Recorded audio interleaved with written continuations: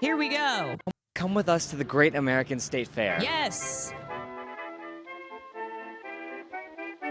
We are here at the Great American Can you confirm or deny if Austin Show has gone? He has not gone yet. State Fair, a wonderful affair put on by Donald Trump to celebrate the 250th anniversary of this great country. It seems like the only thing that's really hot today is the temperature, because it is breaking 100 degrees Fahrenheit. That's 36 degrees Celsius for our international friends. We were told there were supposed to be tens of thousands of people here, but there wasn't really that many people here at the time. Luckily, I guess that just meant more fun for us. It's annoying that Israel's accepting of the gays. No, they're not. You know that gay marriage is not legal in Israel. Israel does the thing where they pink wash and they pretend like, oh my God, if you're gay, why would you support Palestinian lives? When here in Israel, we're the ones who are down with the gays. Hello. And it's like, actually, you're not. And you're using the like performative gay rights here to sell genocide. I just got out of the American Canvas collab with Faith and Family, and this exhibit was off the charts. There was this amazing exhibit about the Great Awakening, Call Me Woke. There were Also, Turkey is a secular state.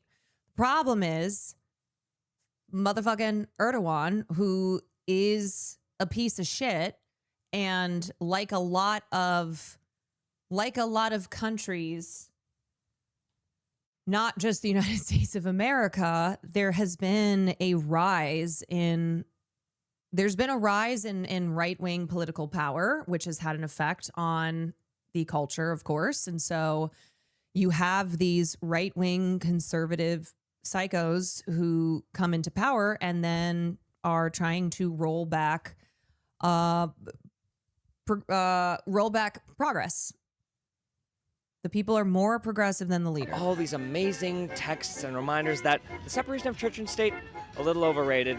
And finally, guys, I got to meet George Washington. This is so bad.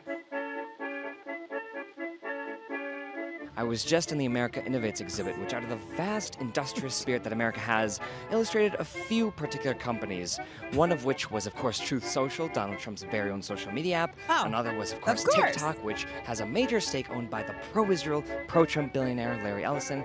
And, of course, our very own SpaceX, which, I know there's been some unsavory headlines lately, but I think it just goes to show Elon Musk really deserves to be a trillionaire.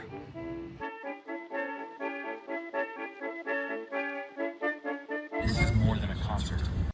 Honestly, I know it's 1,000 degrees out, but it is worth it to go to the Great American State Fair to experience this gift that our great God leader, Donald Trump, has gifted to us.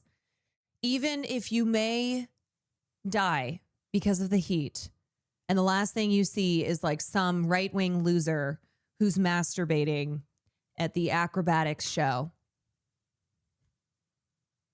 Praise him. It's a powerful celebration of faith, hope, and the songs that have shaped our nation. So, even though it's 100 degrees outside, Budweiser still found a way to bring these beautiful horses out. And Of they have their own little course. cages too. It's so cute. I hope they're having fun, because I know I am.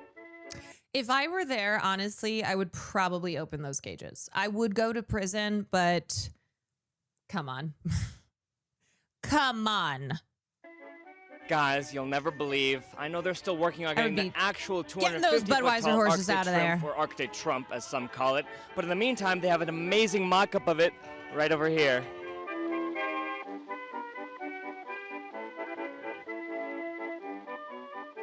We tried ending the day at the reflecting pool, the one that Donald Trump has worked so hard to beautify. But Attention to all individuals in the area. Trespassing is not allowed. Please leave the premises immediately. Thank you for your cooperation. there you have it. Yay! I'm not kidding you. I feel like pretty much all the footage I've seen from Great American State Fair is journalists who have gone there to report on the Great American State Fair. Who is actually going to this? Okay, I don't know if you saw this, but crazy.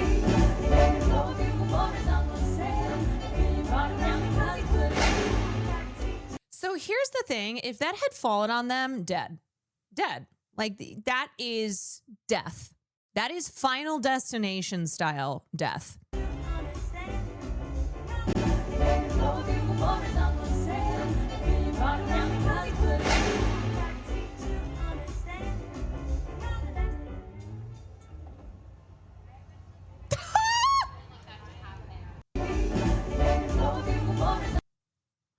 Nothing like doing a little performance to Bugle Boy and then the shittily constructed stage you're performing on falls apart and almost kills you. That is inches from this group of dancers on the left. Yeah, you know the whole like, you're killing it. Woo, we're killing it. Yeah, that's taking it to this step of it's killing you. No, it's literally going to kill you. Yeah, break a leg. Break a leg, literally. Break a spine. Literally. I can't put into words the kind of poltergeist I become if I died on stage at the Great American State Fair. This is a perfect metaphor. Like all the things, all the photos and the clips and reporting from Great American State Fair, it is so on the nose. It's like the last season of The Boys. It's so on the nose for where we are, what the current state of this fucking country is at. Dovebus, thank you for the 4 months.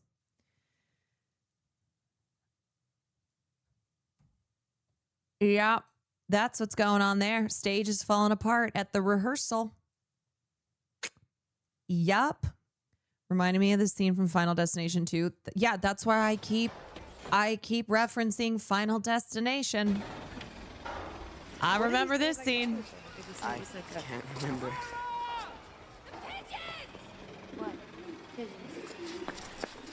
Me when I go to the Great American State Fair.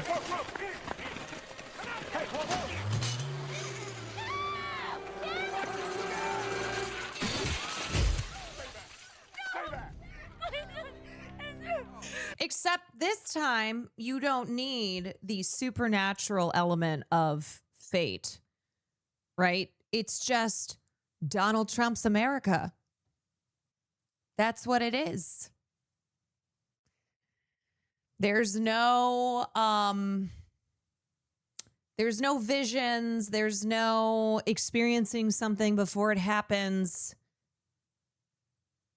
and then realizing that when you've skipped death, death will still come for you. No, it's just the United States of America.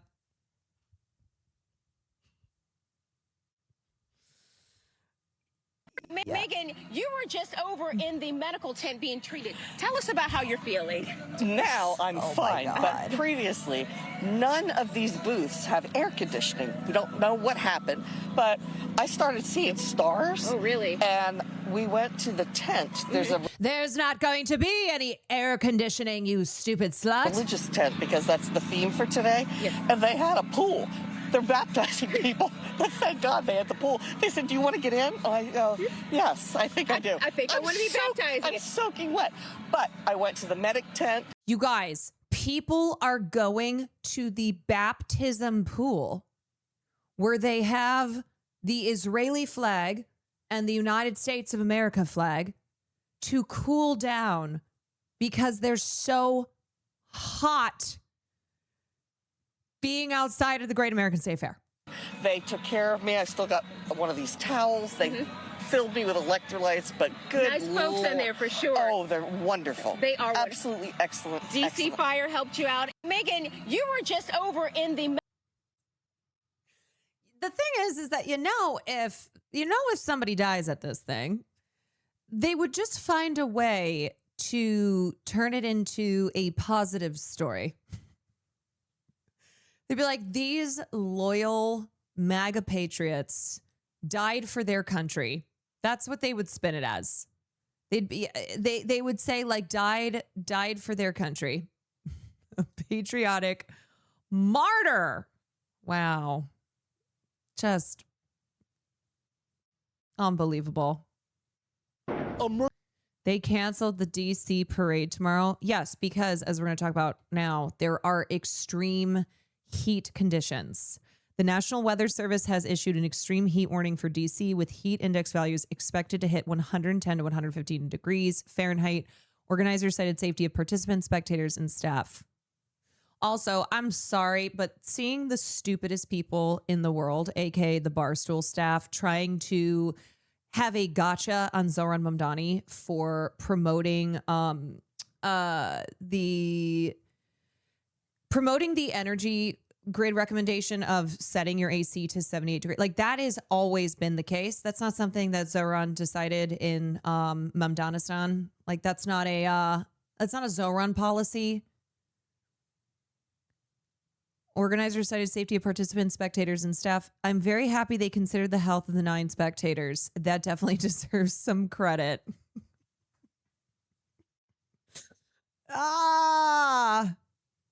There have been 7 people admitted to advanced life support due to the heat. I feel like the alignment of Trump's pathetic America 250 Carnival and Miss Americana getting married at MSG is quite fitting. It makes sense. Lots of sense for this country. Yeah, I feel like everything I see, I just go, yeah, that tracks. You know? There's really nothing that is throwing me for a loop that's making me be like, oh my God, I can't believe it. You just go, yeah, no, I believe it. Well, Abby, they just opened this back up to people about an hour ago, and there were a lot of people who came back. Kind of surprisingly, there was a huge line of people from this checkpoint extending all this way, and despite this pounding, oppressive heat, they came back at about 5 o'clock Eastern time to get back into the fair. They were trying to get onto that Ferris wheel, and that Ferris wheel... Ted Cruz tried mocking it as if Texas doesn't have the exact same policy, and 2, he didn't flee Texas when the grid went down during the winter. I can see it moving now. It just started to get back in operation, but for a long time, there was a long line of people there for the Ferris wheel, and they weren't getting on because there weren't any workers. Now it's in motion, but we got to point out, those Ferris wheel cars are not air conditioned. It is punishing heat inside there. This is, you know, where people are using any means possible just to try to get a break from it. This is a unit of the DC Fire Department called Fan Team 1, and this is what they're doing. This is a large fan surrounded by about 10 nozzles of water, and people are just standing under this, just getting sprayed and doused. When this line was extending all down here, it was a real relief for these people as they were standing in line to get back in. But people have been streaming. Also, simultaneously, there's a parasite making its way across the country that is causing people to have explosive diarrhea. So the idea that potentially in the water that they're spraying here to cool down these participants, somehow they've got the explosive diarrhea parasite. And then next thing you know, everybody's like collapsing from the 110-degree heat while also having explosive diarrhea. DC and law enforcement officials, White House officials telling us they are really concerned about the heat tomorrow. One official said no amount of water is going to fix this, and they do expect a lot of heat-related calls. I got some information a short time ago from DC Fire and EMS.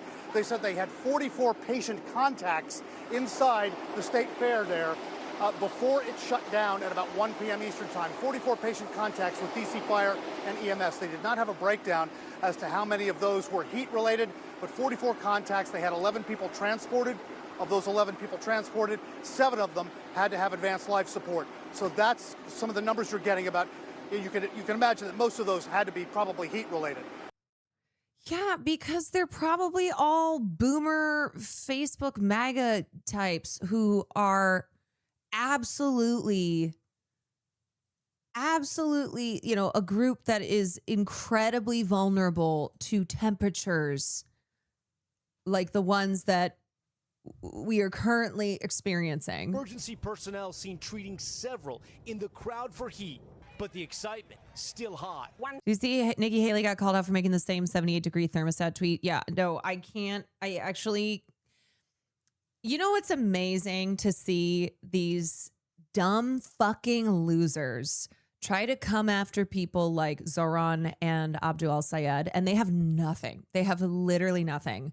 And so now they're all jumping on the 78-degree requirement that Zoran urged New Yorkers to set their ACs to, which is the standard that the Department of Energy sets. Like, that is not, as I said, some policy that in Zoran's Shakira law, Islamist New York City has decided because #communism.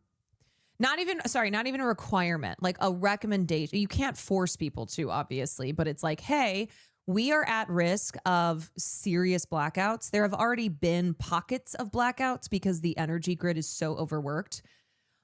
When you have severe temperatures like this, that's what happens. Similarly to in the winter with heating, where they will recommend setting, I think it's like 56 degrees, something like that, which was what was recommended in Texas.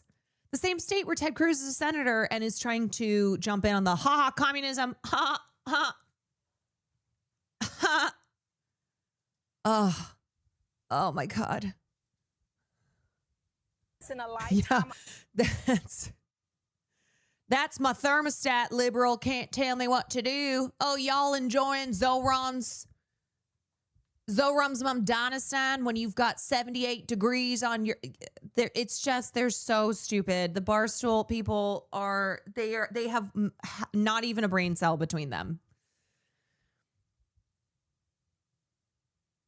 Opportunity, and I cannot believe that I live here to be able to enjoy this with my children. Nationwide, the CDC reporting. No one believes you. No one believes you. That honestly, that feels like child abuse. Bringing your children to this shit when it is this hot out. And it's like, what is, so they can see the Confederate flag at North Carolina Station, so they can listen to Michael Knowles debate a 10-year-old on the Salem witch trials. A dramatic increase in emergency room visits for heat-related illnesses, including heat stroke, throughout the Midwest and East Coast. With the heat dome across the U.S. dangerous for... Yeah, they want the kids to see the stars and stripes, and mostly the stars because they're getting heat stroke. It's like, oh, you're going to see the stars all right. Workers outside, like these roofers. Sweltering. It's like working in an oven. New York City now under triple-digit temperatures for the first time in a decade.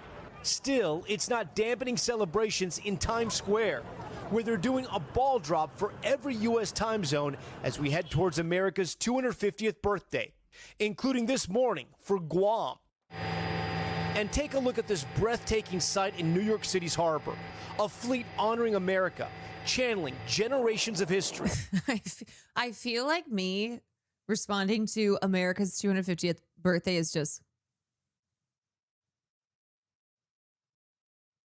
who gives a shit? Tall ships from around the world, primed for a parade, with few parallels. Towering vessels from the Americas to Europe, making their way up the East Coast for Sail Forth 250. The historic flotilla, navigated by thousands of sailors, why don't you go back to New York's China? Hudson River as the biggest maritime gathering in U.S. history. NBC's Sam Brock getting a preview with the Class B ships. The Class B parade has drawn thousands of people here to South Street Seaport, and this is the prelude to tomorrow's main event. And NBC Washington's Tommy McFly is out on the water. Guys, every time, though, they show crowds, whether it's at this thing or at any of the Great American State Fair event, they're really, it's really not crowds. I'm on the really Alyssa, not a lot an of American people. ship and one of the oldest sailing hulls in operation. Today, smaller vessels made their way down the East River, getting ready for all the action tomorrow. Captain Gerben Knob will be sailing a restored Dutch ship. It's a What, Gerben Knob? big honor to lead the parade, and we're really looking forward to it. Tonight, President Trump will travel for a 4th of July event at Mount Rushmore. and then return to Washington, where they're planning a historic celebration. Also, just very funny to me what kind of accents in Trump's America are okay and what are not. Like Gerben Knob with his, I don't know where he's from, but that guy is leading the boat parade in a country where, depending on what kind of accent you have, well, you better get out of here. You ain't American. He's from Gerbenland. Yes. Gerben Knob from Gerbenland. Who up Gerben they knob? Tomorrow. Today we have the largest economy on earth. We have the strongest military on earth. As we stand on the edge of our 250th year of independence, I am thrilled to declare that America is back. NBC's Ryan Nobles is in.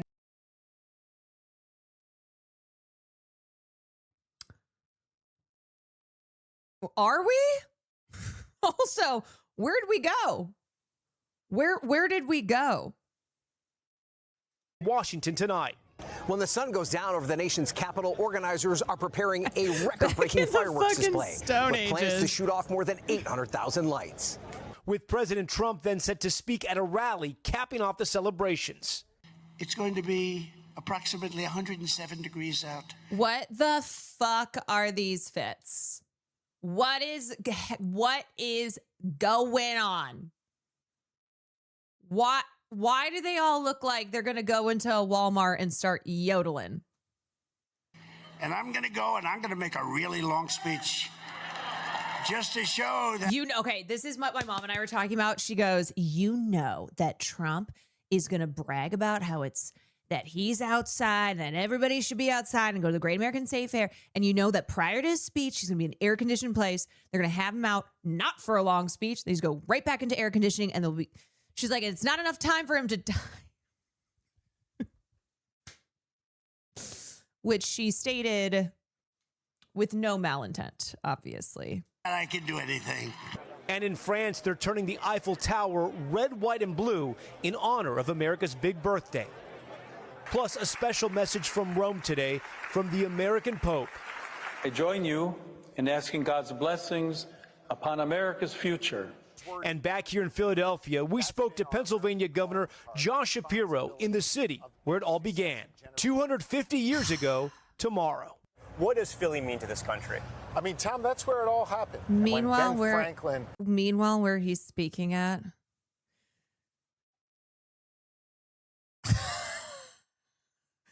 Funny enough, July 4th is the most common date of presidential deaths. 3 presidents have died on 7/4 so far.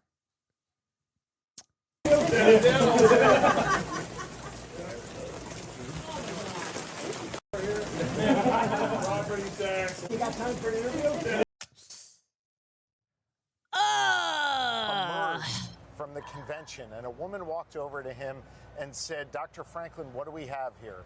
A monarchy or a republic? Franklin looked her in the eye and said, hate this fucking guy too. If you can keep it.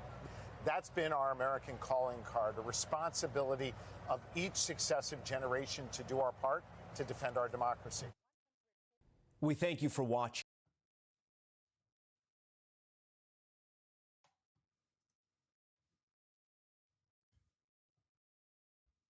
Let's listen to our president. Year after year, the tides have come in and out of New York Harbor. Long before the name New York had ever been spoken, Lenape dugouts crossed these currents. It was on these waters that tall masts crested the horizon, captained by explorers like Verrazano and Hudson, after whom we've named our bridges and rivers. And ever since, ships full of travelers weary from long journeys have passed through the Narrows, the winds of the Atlantic at their backs. When those passengers lifted their heads to glimpse what lies just beyond the waves, what did they see? Archimedes, They saw land, 19. lush and teeming with life. They saw men waiting at the docks to take them into bondage. They saw tenements rife with squalor. They saw industry rumbling with activity, steam and smoke rising, a city on the move. They saw a towering monument to freedom, her torch glowing worldwide welcome. They saw New York City. They saw America. Tomorrow, Our nation marks 250 years since we declared our independence. 250 years of a grand experiment in self-governance. Rose saw a life without Jack, but a life free. A life free of Billy Zane. An experiment so audacious that some in 1776 doubted it would last more than a few years, let alone a quarter of a millennium. From Lexington to Los Angeles, Selma to Seneca Falls, Morrisania to Midwood, Americans will come together for a day, just as we do each year. Dang Techno, thank you for the 5. Gifted. Shells, thank you for the 4. Faraj, thank you for the 5 months. Dead Reed, thank you for the 3 months. Families will gather around the grill. Fireworks will fill the night sky. This will be no ordinary day of celebration.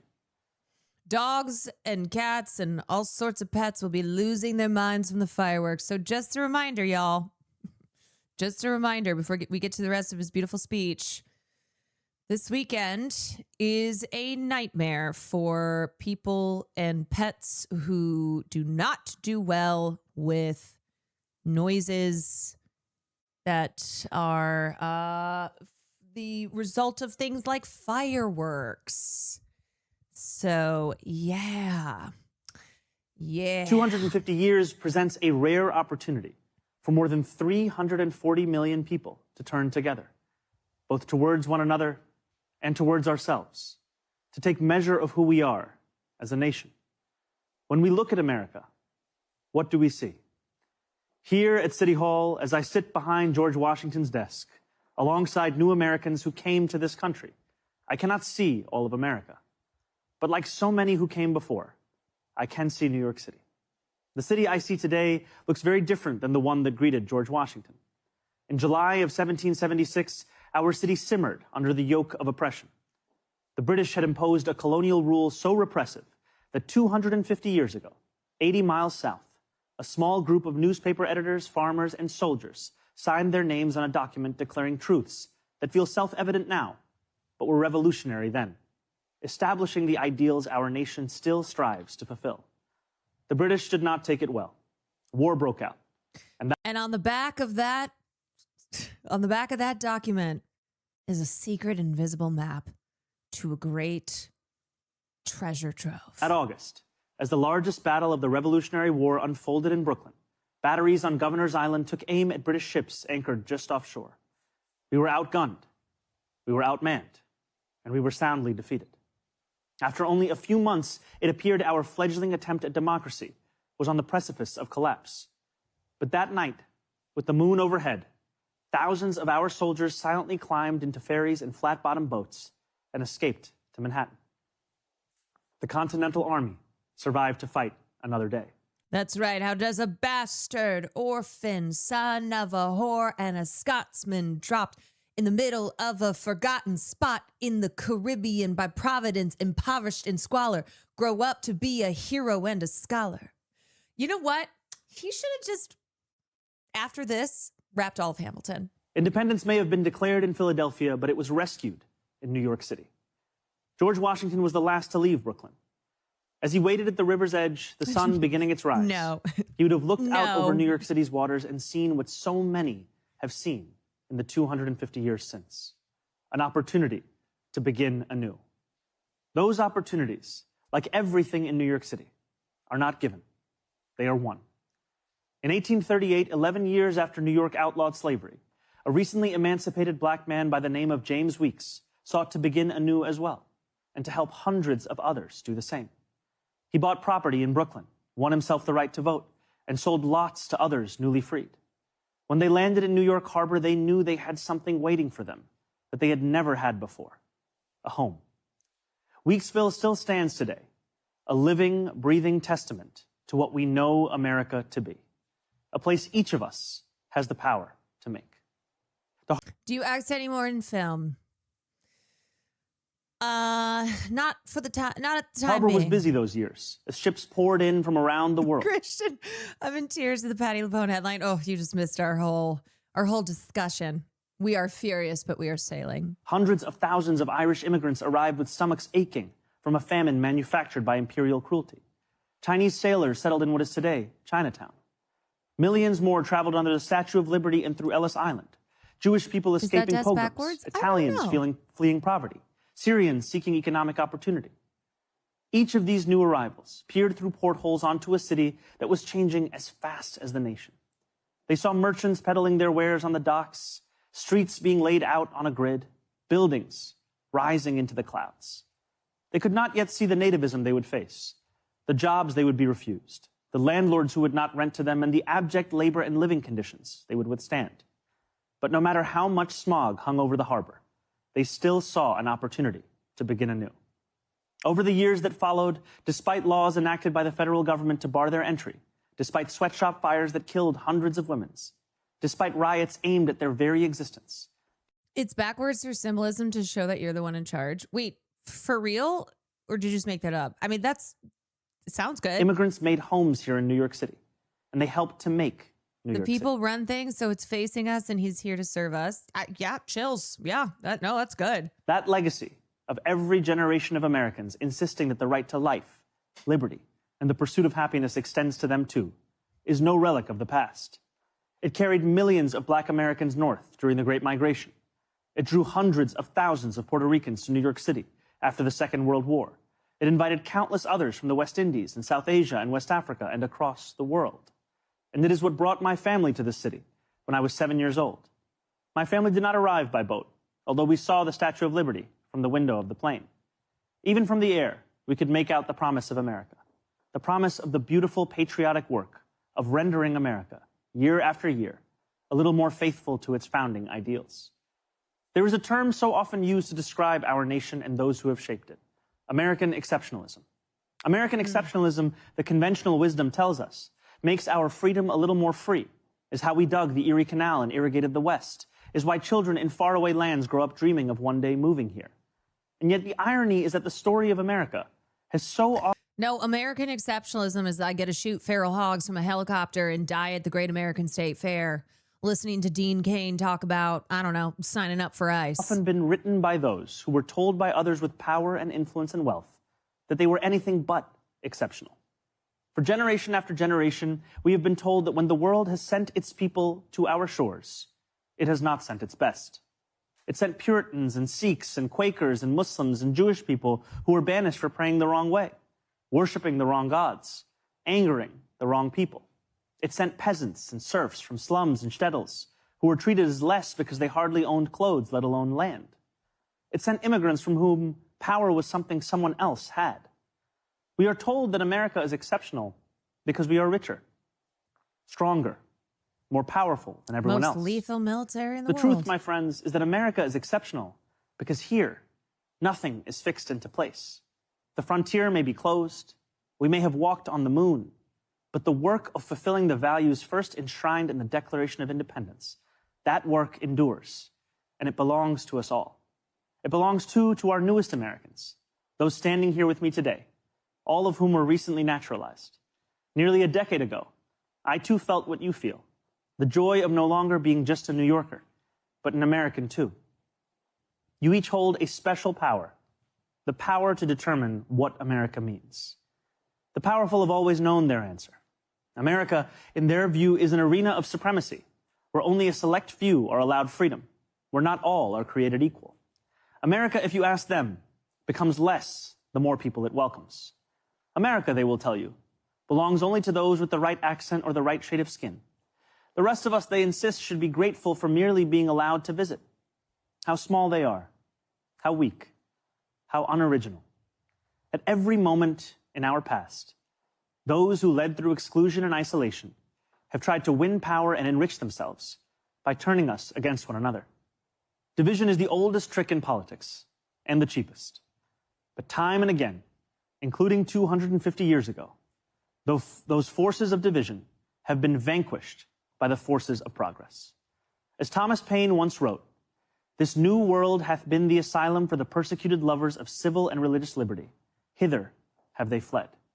And yet today, too many of our leaders do not believe in a vision of this nation as an asylum for the persecuted, but rather as one that persecutes those seeking asylum. As we mark 250 years, what do we see? We see a city of contradictions within a nation of contradictions. We see the wealthiest country in the history of the world, one where children go to sleep hungry while the world's first trillionaire hungers for more. We see monopolies that dominate every industry. I'm just going to say again, historically speaking, they beheaded Marie Antoinette for less. And oligarchs who buy elections. We see masked agents terrorizing our streets, eating food cooked by our undocumented neighbors before spiriting them away in unmarked vans. We see a nation whose immense wealth has been built by those with calloused, dirt-streaked hands, those who toil on factory floors and chisel into stone. And we see a nation that has allowed so much of that wealth to be held instead in the soft hands of a precious few. Yes, we see America in a health insurance industry that exploits the sick, but that is not all we see when we look for America. We see it too in the nurse who works a double shift and then stops on her way home to check on an ailing neighbor. Yes, we see America in corporate landlords for whom negligence is a business model. We see it too in the father who tucks his children into bed beneath a ceiling stained with leaks, who wakes before dawn to go to work and still believes his country can do better by his family. Yes, we see America when we spend our tax dollars on bombs and bailouts, when we sell our elections to the highest bidder. Yet we see it just as clearly in every American who still believes this country belongs to we, the people. We see America each time neighbors link arms with neighbors without asking how long they have lived here or what papers they have, as ICE invades our neighborhoods. We see America each time those young and old stand in the beating rain or the stifling heat to cast their ballots. We see America each time working people demand more, not just for themselves, but for their fellow Americans. There are some who respond to those who ask for more from America with a simple refrain. Love it or leave it, they say. But patriotism has never been about pretending our nation is without flaws. Patriotism is every act of righteous dissent.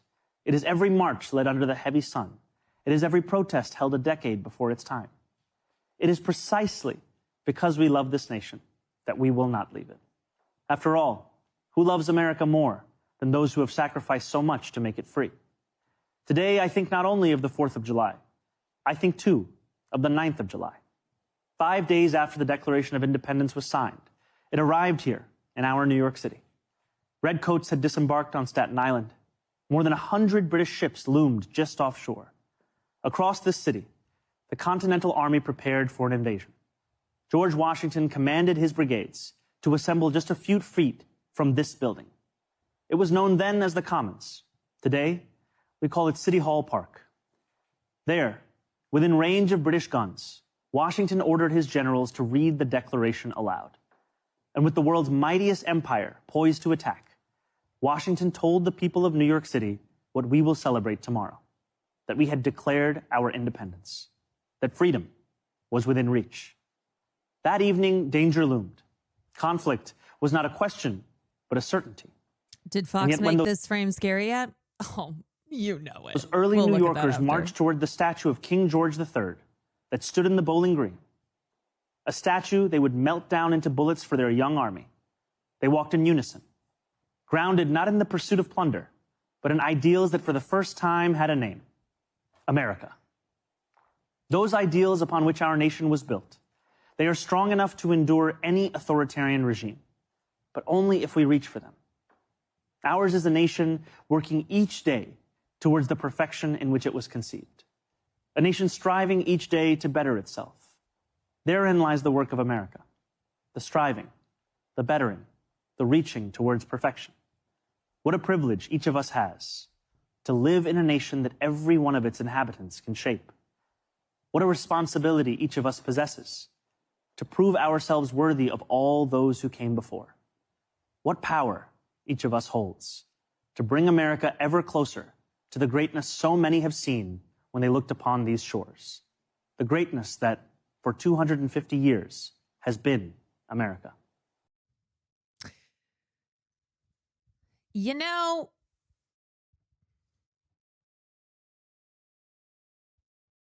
it's always the people who are most accused of being terrorists because, of course, you know, color of their skin, cultural, ethnic identity, who truly have the most belief in this country.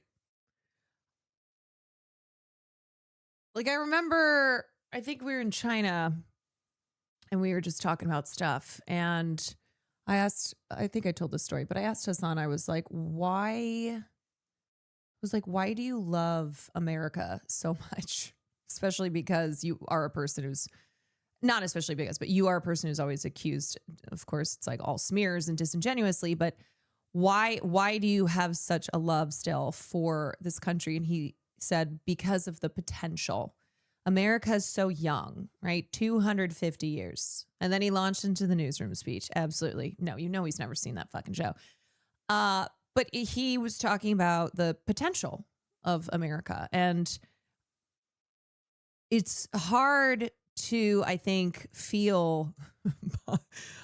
hard to feel positive things about this country, especially these days. But I don't know. I mean, that is the truth of it, that this is a young country that has a very violent history and a lot of wrongs that need to be righted. But the potential for the people in this country to shape it into truly something great. And a great country is not one that brags about how lethal its military is. A great country is not a country that operates as the world's bully, as the world's police, where it's about what strength and might. It's about what the power of the power of exercising our military strength in order to maintain said power. That is not a great country. That is a country that is a great bully. That's a country that only only has its position in the world because it enacts extreme violence. That is not great. But it can be. It can be. Just in, New York City Mayor Zohran Mamdani used America's 250th anniversary to sharply criticize the country, accusing the U.S. of allowing children to go hungry while billionaires and oligarchs gain more power. He said America's wealth was built by working people with callous, dirt-streaked hands, while accusing the country of allowing the wealth built by workers to be concentrated in the soft hands of precious few. Yeah, no lies detected. Yo. Something the right-wing media ecosystem keeps doing with the insurgent left is fully quoting them, spitting absolute bars, and expecting people to lose their minds over it. Brilliant ads for socialism coming from the right. Yeah, it's like every time you see these smears, you see these smears on candidates who have already either won their primaries or have their primaries to come. And it's like, oh, almost liked a hate tweet because it's such a banger. And it is so fucking stupid of the establishment to think that to think that people are just gonna keep going, yeah, I guess that is bad, when they hear it for themselves. They're like, well, wait a second, I actually agree with that. And that's how you have to break through propaganda, right? The fear mongering around words like socialism, communism, workers' rights, right? Billionaires are bad. Waters on Mamdani's speech, he bombed. Did not live up to the... It's so true. He could never be Donald Trump. This guy built this thing up. Like, Trump would listen to that and be like, this guy's pretty good. He's really got it. He's made for TV. Like, this was the State of the Union on July 4th. And he bombed. I mean, this thing was so boring, so tedious. And then, like you said, the lighting was dark. Yep. There was no color. You had immigrants standing around them like this, like with a tiny little flag. It's like, oh my God, you could have been so much better. Should the flags have been bigger? Because the guy's talented. He has a decent personality, but this thing did not deliver. The fact that they even have to make those concessions now because Donald Trump does not hate Zohran Mamdani, and in fact speaks more favorably towards him than he ever has toward any of his own children. So then Fox News has to follow suit and be like, okay, yeah, I mean, he's got a decent personality. Like, he's pretty good. I felt nothing. Yep. At least when other politicians talk, I feel hate, I feel happiness, I felt empty inside. Maybe it's because he's so young and has literally done nothing before with his life that didn't feel like there was anything behind it. Kind of felt like he was the first Muslim mayor of New York reading a speech. Because you're dead inside. Written for the first black president. He was trying to be Barack Obama. Oh, here we go. But Barack Obama, he'd say that stuff was wrong with the country, but then he'd bring you up and then take you higher. This guy... I'm sorry. Meanwhile, they're here at the Great American State Fair, where I do see a whole lot of the color green, because ain't nobody at this shit. Brought you here and then took you down. Aesthetically, you're looking at a guy with Why a is he beard, yelling? He's always sitting yelling. still like this, surrounded by immigrants. What does the having a beard have to do with it? Aesthetically, you see a guy with a beard. Me when I have nothing. He's Me when I have nothing. You're racist, and we're coming for you. That's how a lot of America saw that speech. So I got to say something, Mamdani. Calm down, Mamdani, all right? Relax. Oh, he No thought that was a one's afraid of you. good We don't one. like communism, and we're going to beat it. One of my favorite. Wait, hold on a second.